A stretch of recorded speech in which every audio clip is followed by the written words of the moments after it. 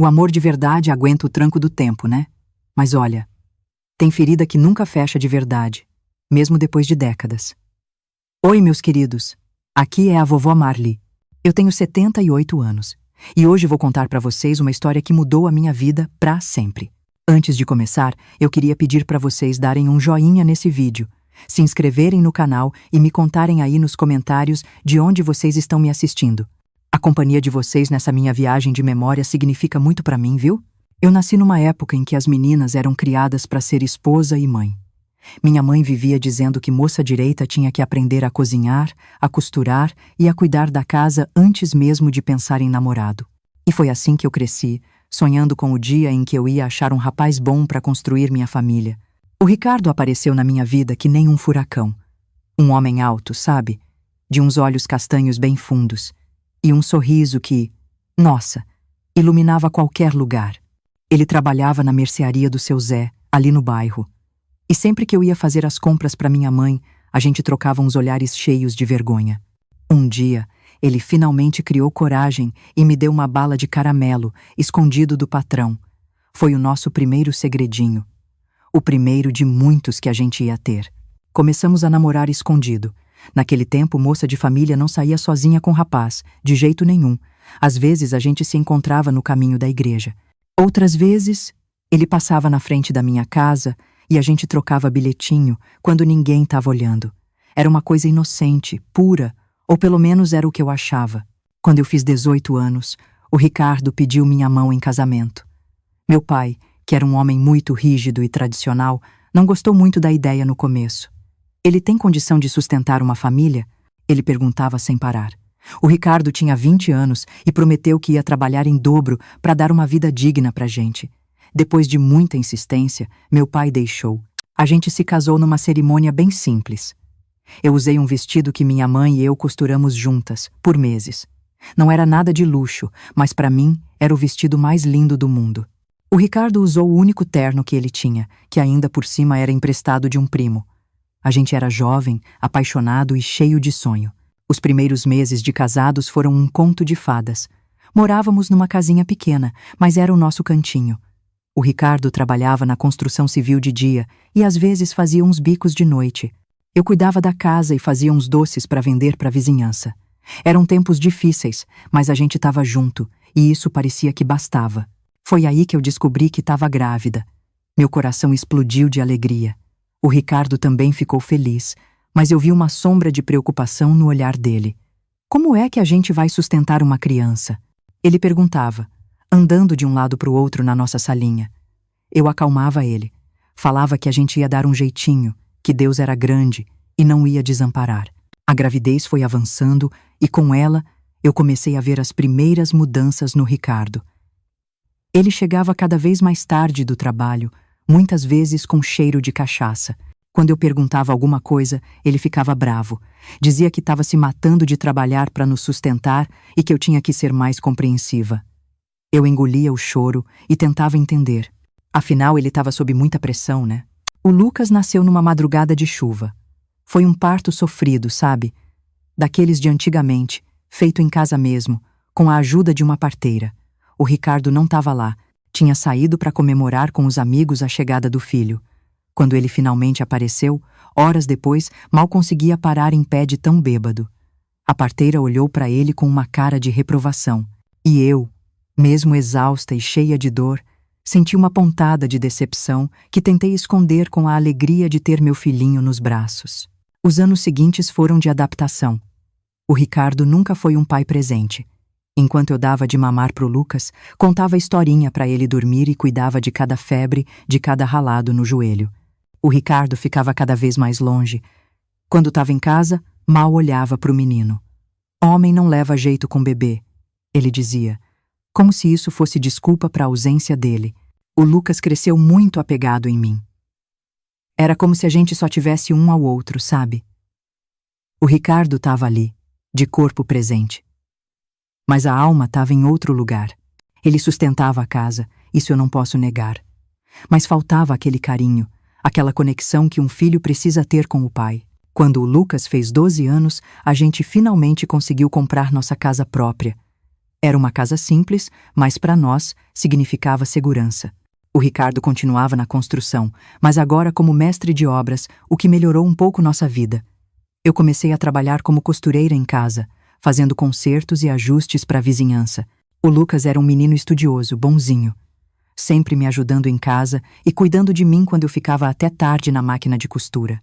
Os anos passaram, e o Lucas virou um rapaz responsável, trabalhador. Aos 19, ele arrumou um emprego numa loja de material de construção, lá no centro. Ele estava feliz, fazendo planos, pensando em talvez fazer uma faculdade à noite. O Ricardo raramente falava alguma coisa sobre as conquistas do filho. Quando o Lucas chegava todo animado para contar uma novidade do trabalho, o Ricardo só balançava a cabeça, sem tirar os olhos do jornal. Eu me lembro direitinho do dia em que o Lucas chegou em casa com um brilho diferente no olhar. Ele tinha conhecido uma moça na loja, uma cliente que foi comprar tinta para a casa da tia. Mãe, ela é tão bonita e tão gentil, ele me contou, enquanto eu fazia o jantar. O nome dela é Juliana. Nos dias seguintes, o Lucas não falava em outra coisa. Ele descobriu que a Juliana tinha a mesma idade dele, 19 anos, e que a história de vida dela era bem triste. O pai tinha abandonado a família quando ela era só um bebê, e a mãe tinha falecido alguns anos antes. Desde então, a Juliana morava com uma tia que a acolheu. Quando o Lucas finalmente convidou ela para conhecer a gente, eu fiquei ansiosa. Queria que aquela moça, que tinha despertado coisas tão bonitas no meu filho, se sentisse bem-vinda na nossa casa. Preparei um almoço caprichado, arrumei a casa com todo esmero e até botei umas flores frescas na mesa. A Juliana chegou na hora marcada, trazendo um bolo que ela mesma fez. Era uma moça encantadora mesmo. Cabelos escuros, olhos expressivos e um sorriso tímido. Se vestia de um jeito simples, mas tinha uma elegância natural. Conversamos durante o almoço e ela contou mais um pouco da vida dela. Fiquei com o coração apertado com a história dela e admirada com a força que ela mostrava, apesar de tudo. Mas o que me chamou a atenção de verdade foi a reação do Ricardo. Meu marido, que era sempre tão desinteressado nos assuntos do Lucas, se mostrou surpreendentemente atencioso com a Juliana. Fez um monte de perguntas sobre a vida dela, ofereceu mais comida, até contou umas histórias da juventude dele, coisa que ele quase nunca fazia, nem com a gente. Na hora, eu achei aquilo bom. Pensei, talvez o Ricardo finalmente esteja se interessando pela vida do filho. Mal sabia eu, minha gente. Mal sabia eu o que estava por trás daquela mudança toda. Se eu soubesse, talvez eu pudesse ter evitado a tempestade que estava para destruir as nossas vidas. A Juliana começou a vir sempre em casa. Ela e o Lucas não se desgrudavam. Quando ele não estava trabalhando, estava com ela. Às vezes iam no cinema, outras vezes só caminhavam pelo parque da cidade ou ficavam de papo na nossa varanda. Era bonito de ver o amor nascendo entre dois jovens tão bons. O Ricardo também mudou. Passou a chegar mais cedo em casa, a conversar mais na hora do jantar. Eu reparei que ele sempre perguntava da Juliana quando ela não estava por perto. Quando a namorada do Lucas vem visitar a gente de novo? Ele perguntava. Na época, eu achei que era só um sinal de que ele estava aceitando que o filho tinha crescido. Em poucos meses, eles oficializaram o namoro. O Lucas me pediu ajuda para escolher uma aliancinha simples, mas bonita. Economizou por semanas para comprar. No dia que ele fez o pedido, estava tão nervoso que nem conseguiu comer. A Juliana aceitou, claro. Os dois brilhavam de felicidade. Com o tempo, a Juliana foi se sentindo cada vez mais de casa. Como ela não tinha muitos parentes, ela encontrou na gente a família que ela não teve. Pelo menos, era o que eu pensava. Ela me ajudava na cozinha, aprendia umas receitas, a gente trocava confidências. Eu via ela quase como a filha que eu nunca tive. O Ricardo também parecia cada vez mais próximo dela. Se oferecia para buscar ela na casa da tia quando o Lucas estava ocupado, ajudava com pequenos problemas, dava conselhos. Eu ficava feliz de ver meu marido finalmente se importando com a felicidade do nosso filho. Meu Deus, como eu fui enganada. Mais ou menos um ano depois, o Lucas nos deu a notícia. Ele tinha pedido a Juliana em casamento. Eles planejavam uma cerimônia simples, só para a família e os amigos mais chegados. E como a Juliana não tinha pai para levar ela até o altar, o Ricardo se ofereceu. Vai ser uma honra, ele disse, com um olhar que na hora eu pensei que era de emoção de pai. Os preparativos foram simples, mas cheios de alegria.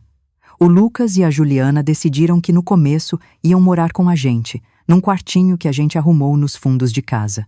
Eles guardavam cada centavo para, no futuro, comprar o cantinho deles. A Juliana escolheu um vestido de noiva simples, que a gente comprou num brechó. Mesmo assim, ela ficou uma princesa quando experimentou. "É perfeito, Dona Marli", ela me disse, com os olhos cheios d'água. Eu também chorei, emocionada de ver meu filho começando a família dele com uma moça tão especial. Eu nunca imaginei que aquelas lágrimas de alegria iam se transformar em lágrimas de dor profunda. Nunca imaginei que a família que a gente estava construindo estava prestes a desmoronar, que nem um castelo de areia na beira do mar. Mas a vida tem dessas, não é mesmo? Quando a gente acha que está tudo bem, que a felicidade finalmente chegou, o destino vem e dá uma rasteira que testa toda a nossa força, toda a nossa fé. E foi exatamente isso que aconteceu no dia que deveria ter sido o mais feliz da vida do meu filho. O dia do casamento amanheceu com um sol lindo, como se o céu não soubesse da tempestade que estava para se formar na nossa vida. Acordei cedo, animada, ansiosa. Tinha tanta coisa para fazer. A gente tinha decorado o salão da igreja da comunidade na noite anterior, com flores do campo que a gente mesmo colheu. Tinha que economizar, mas a gente queria tudo bonitinho para o casal. Preparei um café da manhã especial para o Lucas. Meu filho mal comeu, de tão nervoso que estava. Os olhos dele brilhavam de expectativa. "Mãe, a senhora acha que eu vou ser um bom marido?" Ele me perguntou. Enquanto ajeitava a gravata emprestada de um amigo, abracei ele bem forte e disse que ele seria o melhor marido do mundo, porque ele tinha um coração bom e honesto. Ah, se todo homem fosse assim. O Ricardo tinha saído mais cedo. Falou que precisava resolver uns detalhes da festa. Achei estranho porque já estava tudo encaminhado, mas não falei nada. Meu marido nunca foi de ajudar com essas coisas, então qualquer ajuda era bem-vinda. A cerimônia estava marcada para as 3 da tarde. Lá pelo meio-dia, eu fui até a casa da tia da Juliana, onde ela estava se arrumando. Levei umas fitinhas para o cabelo e um raminho de flor do campo para enfeitar o buquê. Quando eu cheguei lá, a tia dela me disse que ela não estava. O Ricardo passou aqui mais cedo. Disse que ia levar ela na igreja para ver uns detalhes da decoração, a senhora me explicou. Um arrepio subiu pela minha espinha. Por que o Ricardo faria isso sem me avisar? Voltei para casa correndo, achando que talvez eles estivessem lá. A casa estava vazia. Decidi ir direto para a igreja, pensando que eles podiam estar lá mesmo. Quando cheguei, só encontrei o padre e umas senhoras que ajudavam com os últimos arranjos. Ninguém tinha visto o Ricardo ou a Juliana. Um pressentimento ruim começou a tomar conta de mim. Eu tentava afastar, pensando que era bobeira minha, que eles deviam estar resolvendo algum imprevisto, mas alguma coisa dentro de mim gritava que tinha algo errado. Muito errado. A igreja ficava do lado da casa paroquial, um sobradinho onde o padre morava.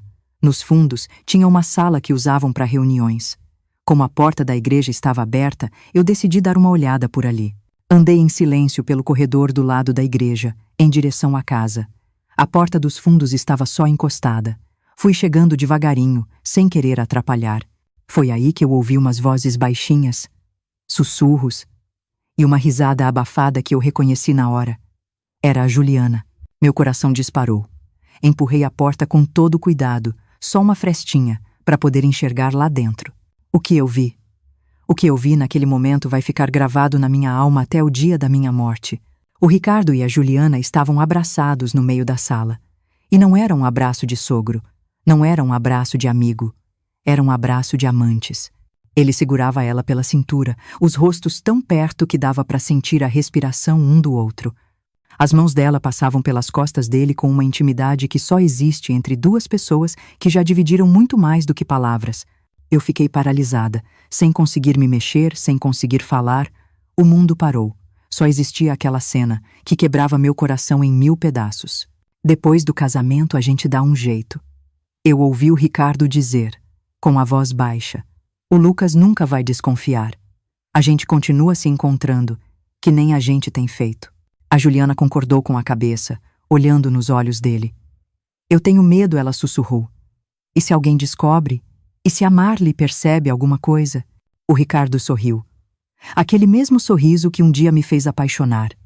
A Marli é ingênua demais. Ela nunca percebeu nada até agora. Por que ia perceber depois? E outra, com você morando lá pertinho, vai ser ainda mais fácil. Meu Deus, Cada palavra era uma facada. A traição não era de agora. Era algo planejado, bem debaixo do meu nariz. E o pior, eles pretendiam continuar, mesmo depois do casamento com o meu filho. Não sei de onde tirei forças, mas eu empurrei aquela porta com tudo. Ela bateu na parede com um estrondo que parecia um trovão. Ricardo e Juliana se soltaram na mesma hora, brancos, assustados. "Mãe!" A Juliana gritou, quase que por instinto. Aquela palavra, vinda dela, naquele momento, foi como jogar sal na ferida.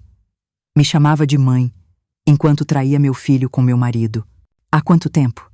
Eu perguntei, com a voz tremendo de raiva e de dor. "Há quanto tempo isso está acontecendo?" O Ricardo deu um passo na minha direção, tentando se explicar. "Marli, não é o que você está pensando. A gente só tava." "Não se atreva a mentir para mim", eu gritei, cortando ele.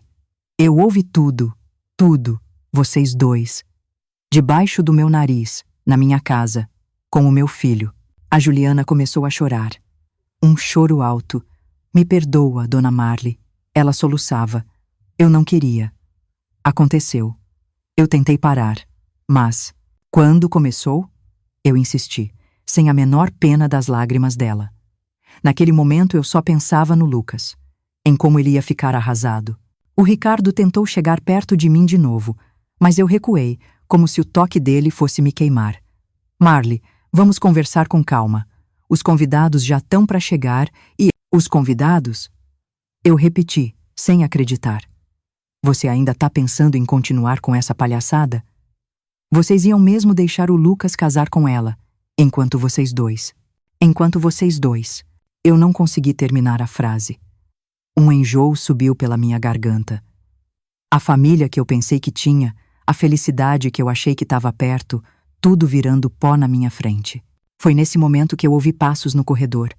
O Lucas apareceu na porta, com o terno emprestado, o rosto ansioso. "Mãe? Pai? O que está acontecendo?" Eu ouvi uns gritos e... Ele parou. Viu a Juliana chorando, viu o clima pesado na sala. Que foi? O tempo parou. Como é que eu ia contar para o meu filho que a mulher que ele amava e o pai que ele tanto tentava agradar estavam traindo ele da pior forma possível? Como destruir os sonhos dele minutos antes do dia mais feliz da vida dele? Mas a verdade, por mais que doce, era a única opção. O Lucas merecia saber. "Lucas", eu comecei, com a voz mais firme agora. "Eu peguei o seu pai e a Juliana aqui, juntos." Ele não entendeu direito. "Juntos? Como assim? Resolvendo coisa da cerimônia?" "Não, meu filho." Eu respondi, olhando bem nos olhos dele. Eles estavam juntos como um homem e uma mulher que têm um caso. Um caso que, pelo que eu descobri, já dura um bom tempo. O rosto do Lucas se transformou na minha frente.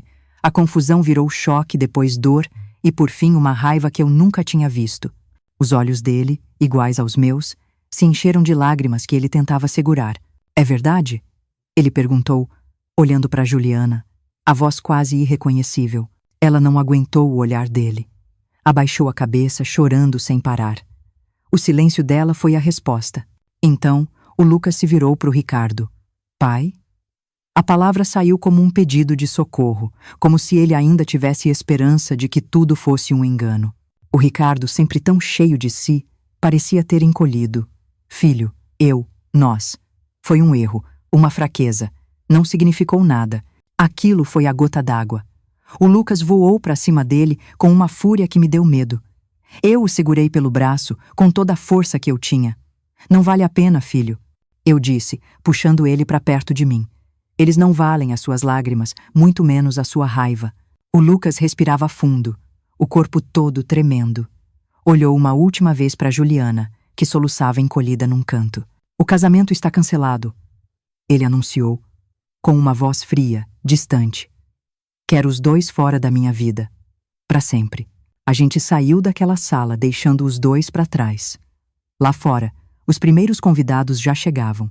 Vi a confusão no rosto deles quando viram a gente, o noivo e a mãe, saindo da igreja daquele jeito, os dois arrasados. Uma das minhas melhores amigas, a Fátima, veio correndo, preocupada. "Marli, o que aconteceu? Cadê a noiva?" Eu respirei fundo, buscando forças. "Não vai ter casamento hoje", anunciei, tentando manter a voz firme. Peço desculpas a todos, mas as circunstâncias não permitem. Os cochichos começaram na mesma hora.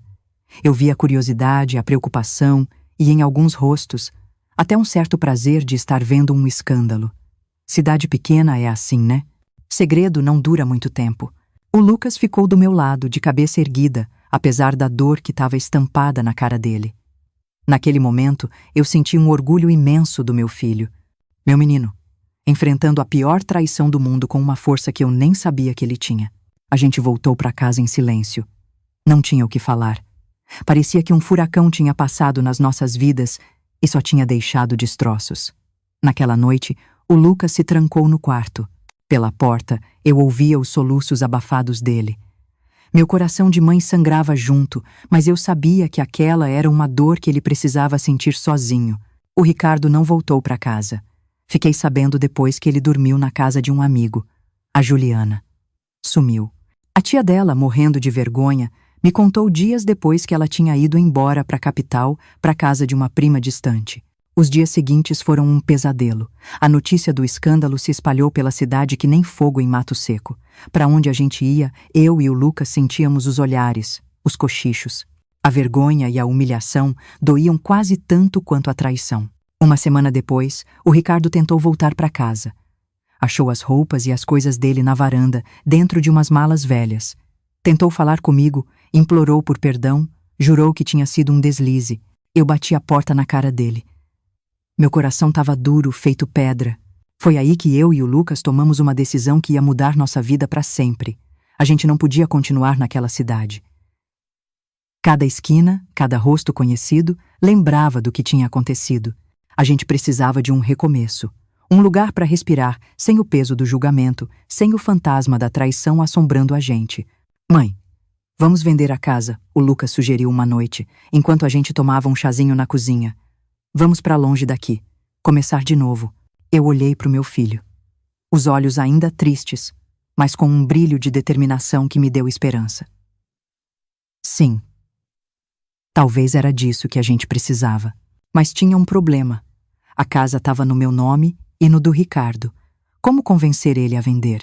A resposta para isso veio de uma forma inesperada. Através de uma vizinha, que se tornou nossa salvação no meio daquele caos. Na manhã seguinte, eu bati na porta da Clarice, nossa vizinha.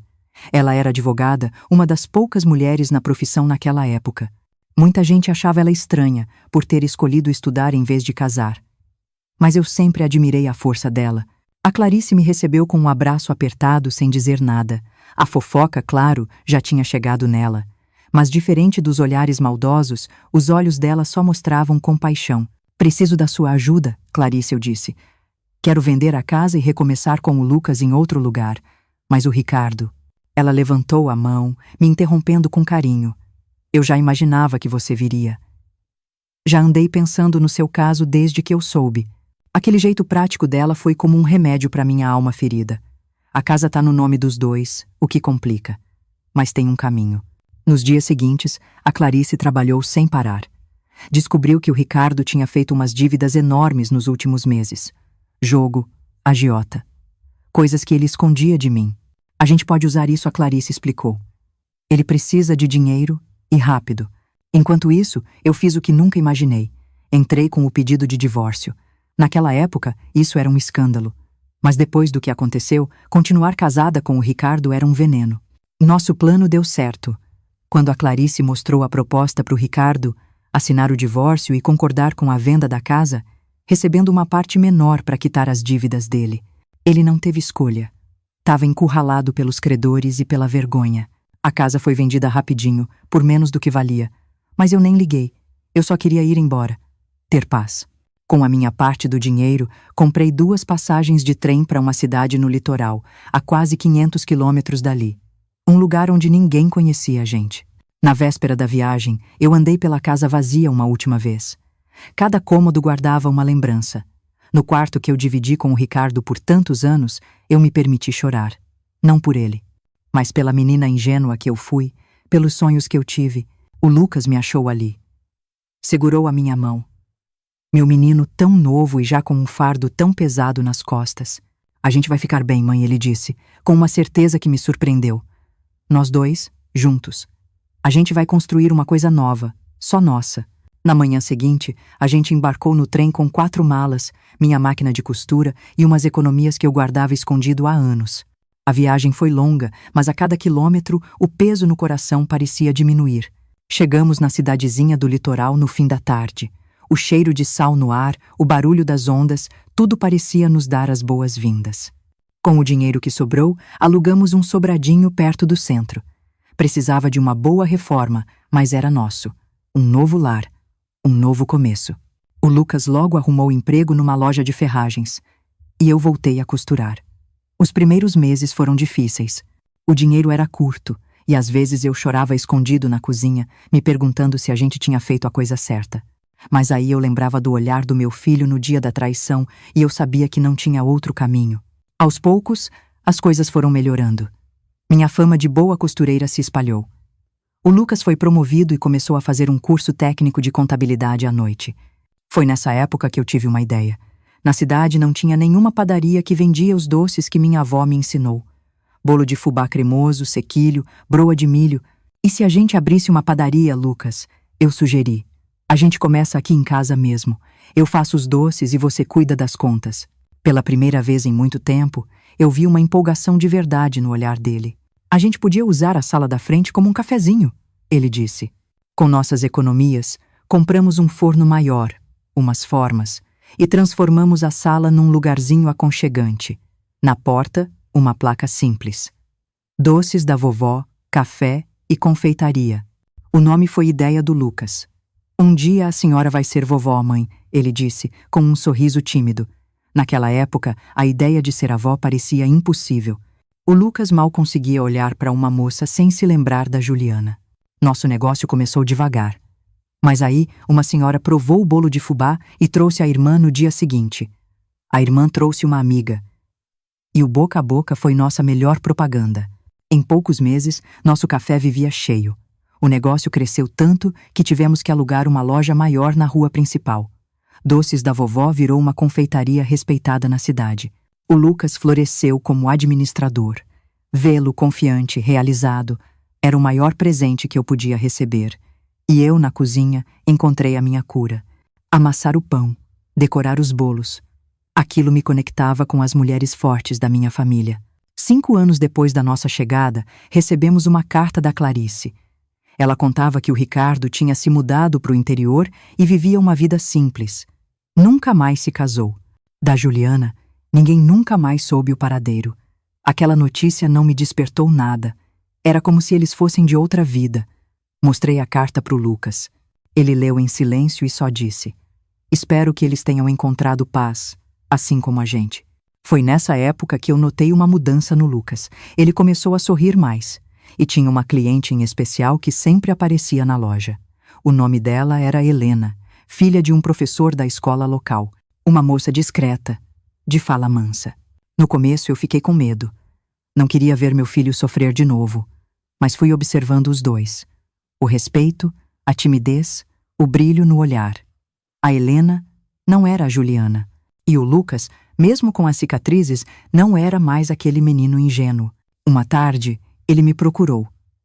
"Mãe, eu convidei a Helena para jantar aqui em casa no domingo. Quero que a senhora conheça ela melhor." Olhei para o meu filho, já um homem com uns fios de cabelo branco. "Ela é especial para você, né?" Ele sorriu, tímido. "Acho que estou me apaixonando, mãe. E eu tenho medo." Abracei ele bem forte. "O medo é normal, meu filho. Mas não deixa o passado roubar seu futuro." O domingo do jantar chegou e eu estava nervosa. Preparei os pratos favoritos do Lucas. Às 6 em ponto, a campainha tocou. "Mãe, essa é a Helena." Ela era linda, com um olhar sincero. "É um prazer finalmente conhecer a senhora, Dona Marley." Em vez de apertar a mão dela, eu dei um abraço. Alguma coisa nela me passou paz. O jantar foi maravilhoso. A Helena era inteligente, interessante. Falava com paixão sobre o trabalho dela como professora de crianças. Vi o jeito que o Lucas olhava para ela, com admiração, com respeito. Era tão diferente. Depois do jantar, eles foram caminhar no jardim. Pela janela, eu vi os dois, lado a lado. Havia uma cumplicidade ali, uma calma. A Helena se tornou presença constante na nossa vida. Percebi como ela estava curando o meu filho. Ele voltou a ser leve, a sorrir de verdade. 8 meses depois, o Lucas me procurou de novo, com aquele olhar determinado. Mãe, eu quero pedir a Helena em casamento. Meu coração deu um pulo, mas dessa vez, de alegria. Ela te faz feliz, meu filho? Mais do que eu imaginei que seria possível. Você conversou com ela? Sobre o passado? Não com todos os detalhes. Filho, um casamento não pode começar com segredos. Ela merece saber. O Lucas prometeu que ia conversar com ela.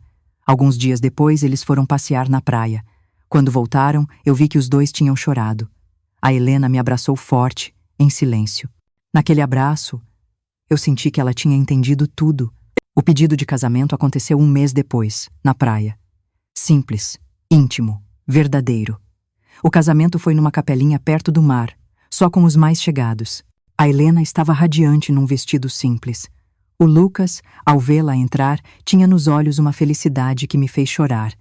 Mas eram lágrimas de gratidão. Depois de tanta dor, meu filho tinha encontrado o caminho de volta para a felicidade. Eles foram morar no andar de cima da nossa casa, que a gente adaptou. Quase 1 ano depois do casamento, numa noite qualquer, a Helena nos deu a notícia. Nós temos uma novidade, ela disse, segurando a mão do Lucas. Vamos ter um bebê. Um bebê. Eu ia ser avó. Naquele momento, eu senti um círculo se fechando. A dor ainda existia, mas agora estava coberta por tantas camadas de amor, de novas esperanças. No outono, nasceu a Mariana, nossa pequena joia. Quando eu segurei ela nos braços pela primeira vez, senti um amor que mal cabia no peito.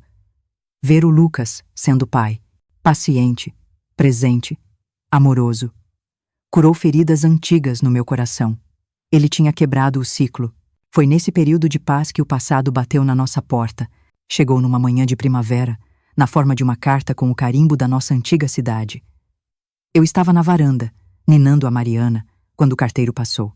No meio das contas, um envelope amarelado, com uma letra trêmula que eu reconheci na mesma hora. Era do Ricardo. Meu primeiro impulso foi rasgar aquilo sem ler. Que direito ele tinha de voltar? Mas a curiosidade foi mais forte. Esperei a noite quando todos dormiam. Sentei na cozinha e abri. Querida Marli. Começava a carta. Não sei se esta carta chegará em suas mãos, mas preciso escrever. Sofri um ataque cardíaco grave no ano passado. Diante da possibilidade da morte, muita coisa ficou clara para mim. Ele contava da vida solitária que levou, do arrependimento que sentia. Não espero que vocês me perdoem. O que eu fiz é imperdoável. Trair meu próprio filho daquela maneira. Não há desculpas. Ele disse que soube por um tempo da Juliana que ela também não tinha tido uma vida feliz, carregando a culpa. E no final, ele fazia um pedido. Sei que não tenho o direito, mas eu gostaria de ver o Lucas uma última vez antes de morrer. Só para vê-lo, saber que ele está bem. Estou hospedado na pensão da Dona Clotilde, aí na sua cidade. Entenderei se você não mostrar esta carta a ele. Fiquei ali, com a carta na mão, chorando em silêncio. Aquele homem da carta parecia outro. Envelhecido, doente, confrontando os próprios erros. No dia seguinte, esperei um momento a sós com o Lucas. Filho, chegou uma carta ontem. Acho que você precisa ler. Entreguei o envelope para ele. Vi a surpresa, a dor, a raiva passando pelo rosto dele enquanto lia. E, por fim, uma espécie de resignação. O que você acha? Eu perguntei. Eu não sei, mãe. Ele respondeu, sincero. Uma parte de mim quer ignorar. Outra parte quer vê-lo. Para fechar esse capítulo de uma vez por todas, qual for a sua decisão, eu tô com você. O Lucas conversou com a Helena. Eu vou com ele, ela me disse no dia seguinte. Ele não tem que passar por isso sozinho. 3 dias depois, eles foram até a pensão. Eu fiquei em casa com a Mariana, o coração apertado. Eles demoraram horas. Quando voltaram, o rosto do Lucas tinha uma expressão de resolução. Como foi? Perguntei. Ele está velho, mãe. Muito velho. E doente. Ele disse, sentando pesado no sofá. Conversamos muito. Ele pediu perdão. Foi estranho. Você o perdoou? Ele pensou um pouco. Não sei se perdão é a palavra certa, mas eu disse a ele que não guardo mais ódio, que eu construí uma vida boa, com uma esposa que eu amo e uma filha que é a minha alegria. As lágrimas escorreram pelo meu rosto. Que orgulho do meu filho. Ele perguntou da senhora. O Lucas continuou. Se você era feliz. Eu pensei em tudo. Na dor, na luta, no recomeço. Sim, eu respondi, com toda a certeza do meu coração. Sou feliz. Tenho você, a Helena, a Mariana. Tenho nossa padaria. Tenho um propósito. O que mais eu poderia querer? O Lucas sorriu. Foi o que eu disse a ele, que a senhora encontrou sua felicidade sem precisar dele. O Ricardo faleceu 2 semanas depois. Nós não fomos ao enterro. Em vez disso, acendemos uma vela na capelinha perto de casa. Um reconhecimento silencioso de que, apesar de tudo, ele fez parte da nossa história. Os anos passaram. Nossa família cresceu. Depois da Mariana veio o Gabriel. E 5 anos depois a Luísa. A padaria prosperou. A Helena começou a escrever livros infantis. E eu fui me tornando a vovó Marli em tempo integral. Outro dia, na cozinha, minha neta Mariana, já com 12 anos, me perguntou: Vovó, por que vocês vieram morar aqui? Eu olhei para ela e para a pequena Luísa com as mãos sujas de farinha e contei um pouco da nossa história. Às vezes, querida, a vida nos dá umas rasteiras. A gente teve que deixar para trás um lugar com memórias muito dolorosas. Vocês estavam tristes? Perguntou a Luísa. Muito. Mas sabe o que a gente descobriu? Que às vezes é preciso perder uma coisa para encontrar outra ainda melhor. Se a gente não tivesse vindo para cá, seu pai nunca teria conhecido sua mãe. E vocês nunca teriam nascido. Mariana pensou um pouco. Então foi uma coisa boa, no final. Eu olhei pela janela. Pro meu jardim florido, para a vida que a gente construiu das cinzas. Foi, minha querida. Eu respondi, com o coração em paz. Foi a melhor coisa que poderia ter nos acontecido. E era verdade. A traição que um dia quase me destruiu foi só o começo da jornada que me trouxe até aqui. A esta cozinha, a este momento, a esta paz, aos 78 anos, olhando para trás, eu só sinto gratidão. As cicatrizes ainda estão aqui, claro, mas elas não doem mais. Elas me lembram da força que eu nem sabia que tinha. Se eu pudesse falar com aquela Marli mais jovem, desesperada, eu diria a ela: coragem, continue. Do outro lado dessa dor, existe uma vida que você nem sonha. E aqui estou eu, vovó de 3 netos maravilhosos, mãe de um filho extraordinário, e testemunha de que o coração, mesmo quebrado, pode ser remendado, e que o amor verdadeiro, o honesto, sempre encontra um caminho. Essa, meus queridos, é a minha história. Se ela tocou o coração de vocês, deixem um joinha, se inscrevam no canal para mais histórias assim. E compartilhem com alguém que precise ouvir que sempre, sempre há esperança. Não esqueçam de me contar de onde vocês estão assistindo, tá bom? Até a próxima, com muito carinho da vovó Marli.